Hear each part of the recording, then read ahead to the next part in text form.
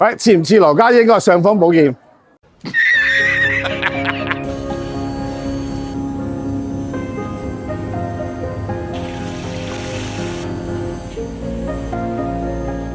嗱，今日又翻咗啲好嘢翻嚟啊！咁咩嚟嘅咧？俾大家睇睇先啦，呢度。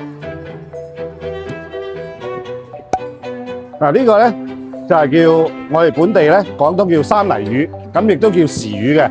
咁呢個季節咧係食時魚最靚嘅時候，因為佢最靚咧就係5至7月。咁呢個時間咧佢翻嚟江邊啦、河邊啦去產卵，所以呢個季節係最肥美嘅。亦都有叫春邊秋鯉夏三泥呢種魚咧，同呢個河豚啦，同埋刀魚啦並稱為長江三鮮。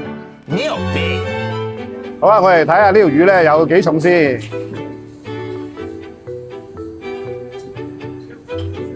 嗱，呢條魚咧就係3斤7兩，呢個係司馬稱嚟嘅。市面上嗰啲三泥魚咧，大約都係1斤到左右啫，或者係10幾兩啊、斤零啊咁樣。好似咁大條嗰啲已經係極品嚟嘅呢啲。三泥魚咧，咁佢好特別嘅。咁佢嗰個魚鱗咧，係咪有好豐富嗰個油脂？咁當佢受熱嗰陣時咧，個魚油咧會滲落去個魚肉嗰度。咁所以呢個魚鱗咧係佢靈物嚟嘅。食三泥魚咧，我哋係唔打鱗嘅。嗱，一般嗰個三泥魚咧，咁會清蒸啦，或者係豉汁蒸啦，或者係涼瓜炆啦，或者係蒜頭豆豉炆啦。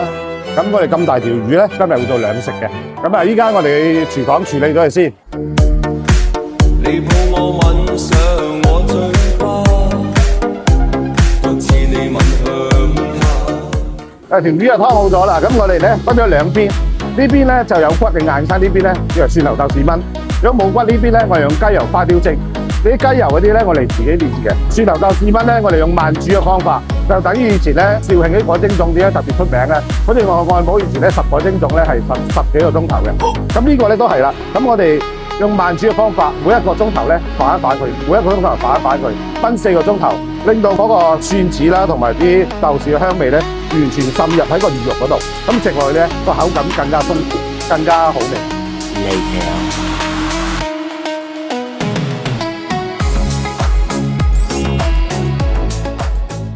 呢個雞油花雕蒸呢個三泥魚，未食之前你已經感受到嗰種花雕嘅香味咁飄緊過嚟，好香呢個。咁我哋而家試試呢個雞油花雕蒸呢個三泥先。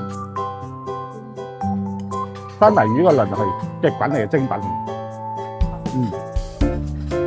仲有魚肉，咩食落去咧？呢個金華火腿嘅香味咧滲咗落嗰個魚嗰度。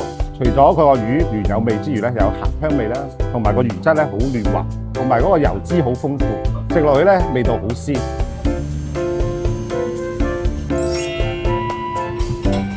嗱，呢個咧就係蒜頭豆豉炆呢個三泥魚，咁我哋已經炆咗4個鐘啦，咁我哋試試個味道先。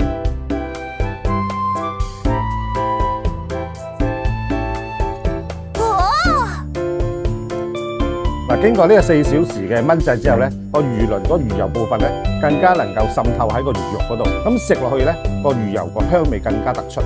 三泥呢個咧係精華啊，呢嚿咧就係精華所在。